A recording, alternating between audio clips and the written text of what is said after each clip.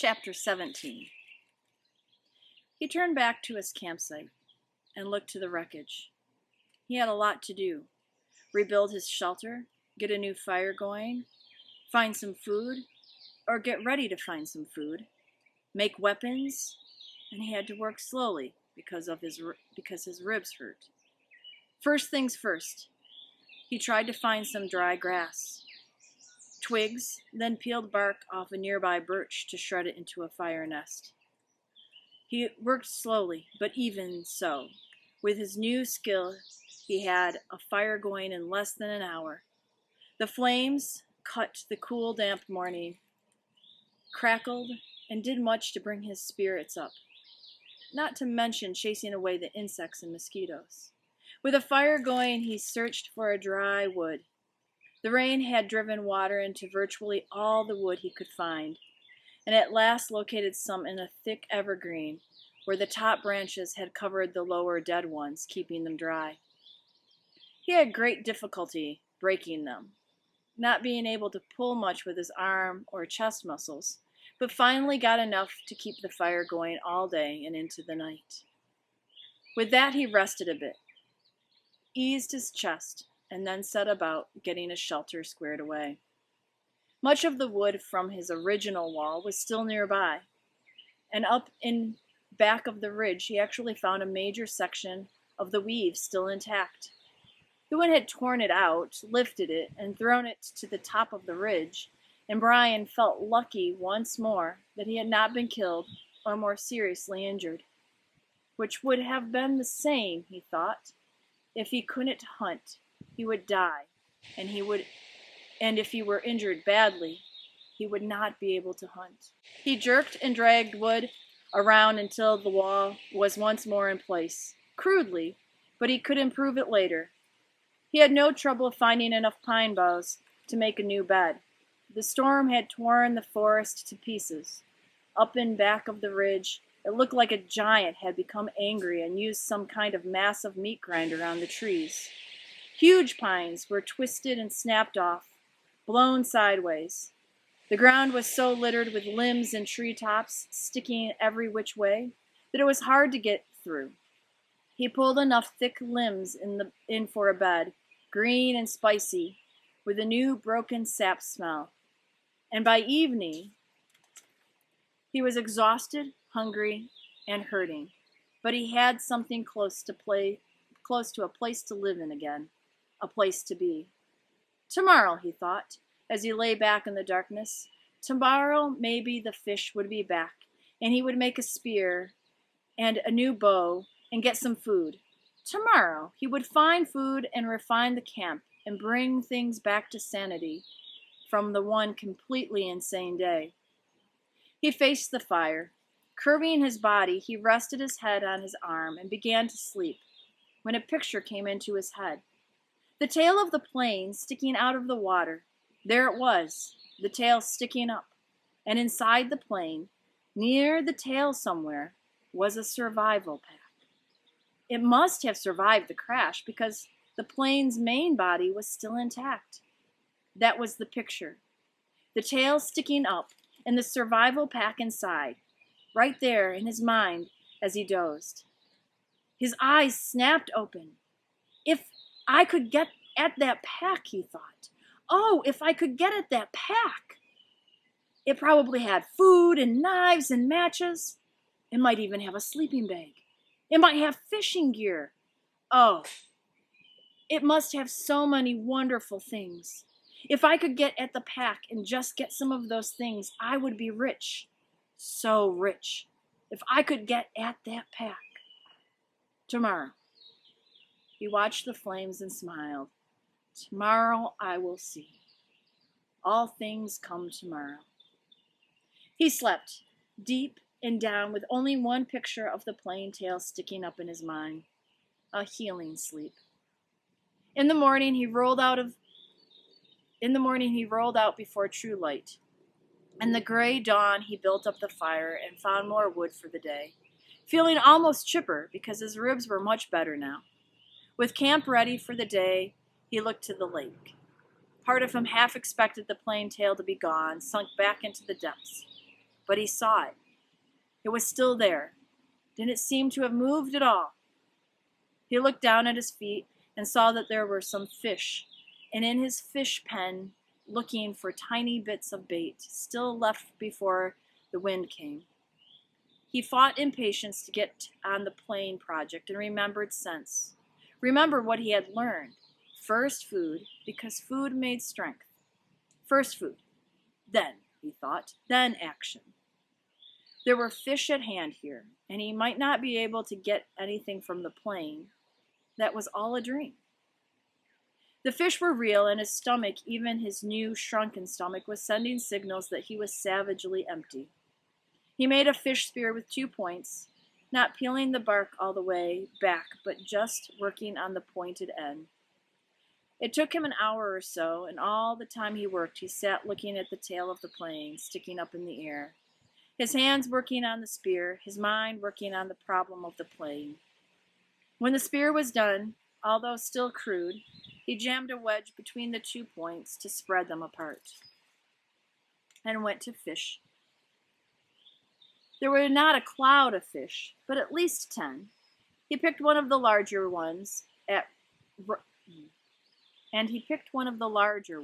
a round fish, almost 6 inches long, and he put the spear point in the water, held it, then thrust it with a flicking motion of his wrist, when the fish was just above the point.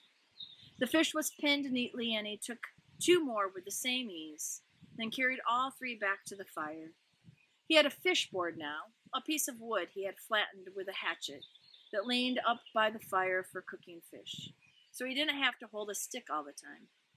He put the 3 fish on the board, pushed sharpened pegs through their tails into the cracks on the cooking board, and propped it next to the reddest part of the coals.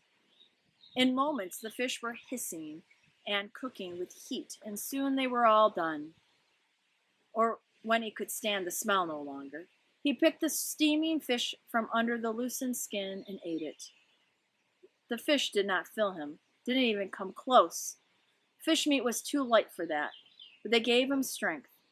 He could feel it moving into his arms and legs, and he began to work on the plane project. While making the spear, he had decided that what he would have to do is make a raft and push paddle the raft to the plane and tie it there for a working base. Somehow he would have to get into the tail, inside the plane, rip or cut his way in, and however he did it, he would need an operating base of some kind. A raft, which he found ruefully was much easier said than done. There were plenty of logs around. The shore was littered with driftwood, new and old, tossed up and scattered by the tornado, and it was a simple matter to find 4 of them about the same size and put them together. Keeping them together was the problem. Without rope or cross pieces, the nails, the logs just rolled and separated. He tried wedging them together, crossing them over each other. Nothing seemed to work, and he needed a stable platform to get the job done. It was becoming frustrating, and he had a momentary loss of temper, as he would have done in the past when he was the other person. At that point, he sat back on the beach and studied the problem again. Sense. He had to use his sense. That's all it took to solve problems. Just sense. It came then.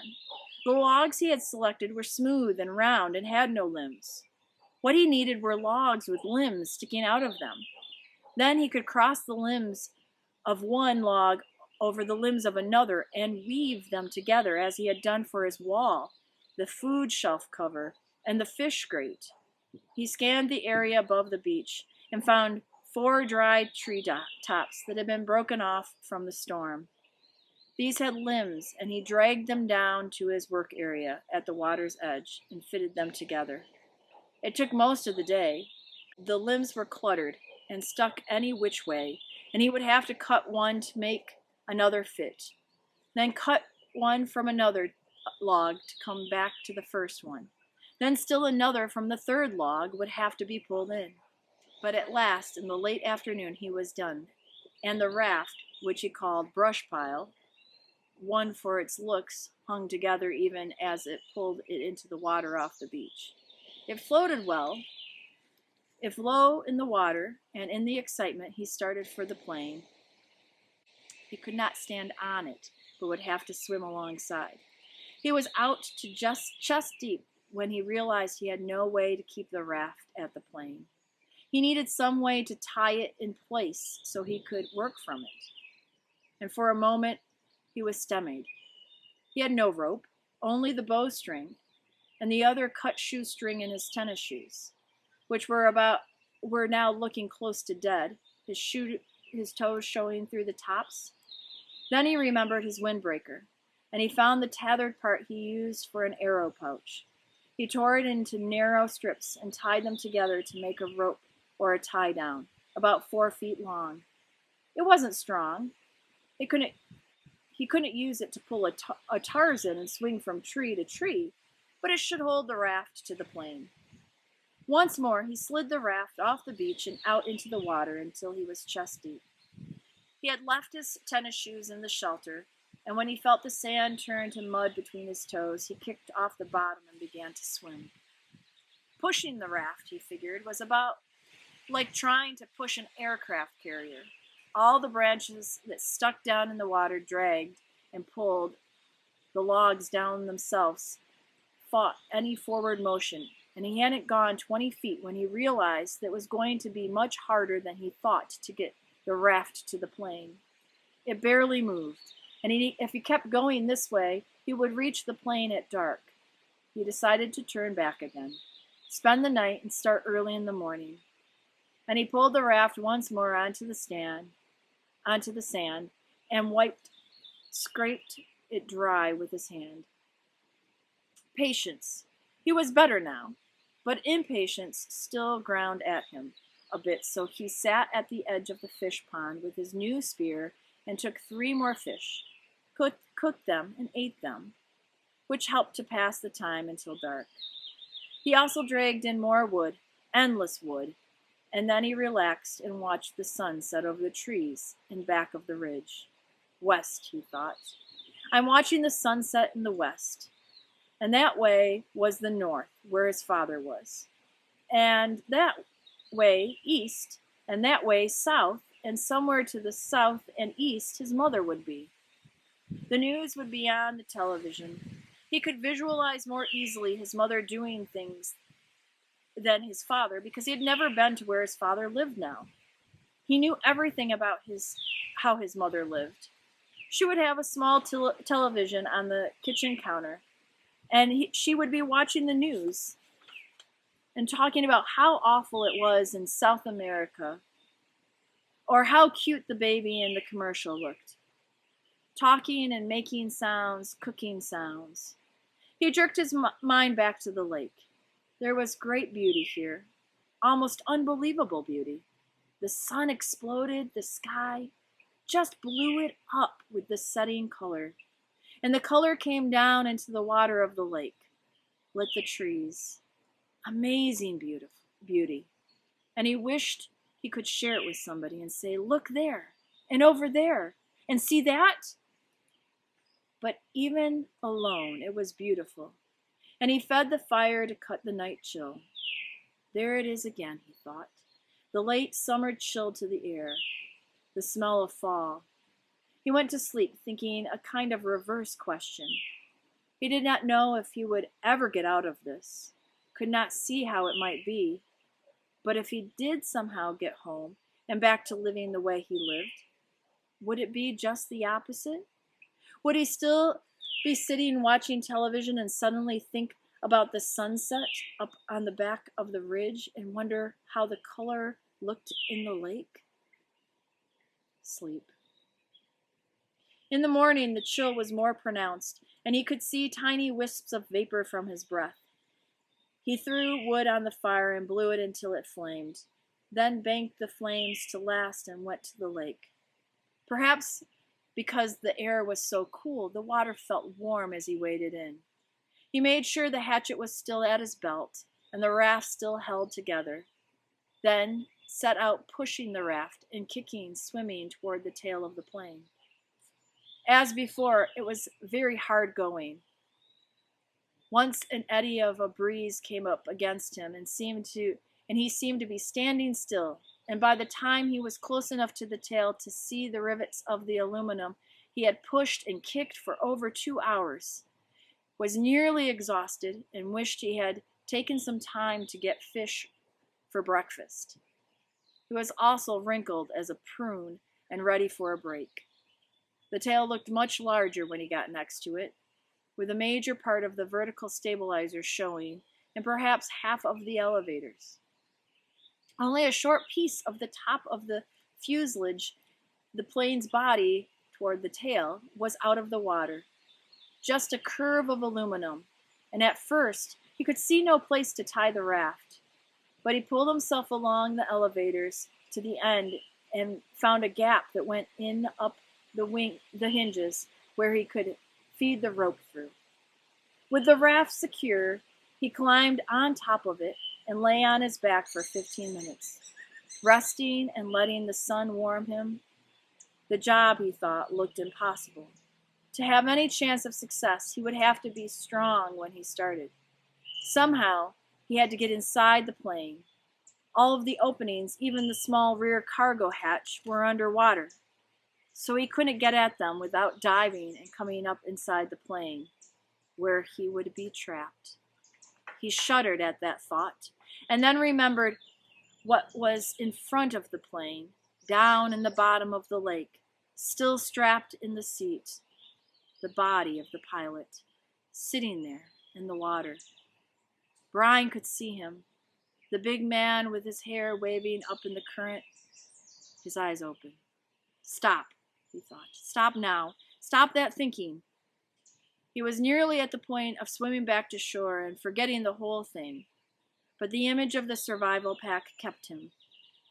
If he could get it out of the plane, or if he could just get into it and pull something out, a candy bar, even that, just a candy bar, it would be worth it.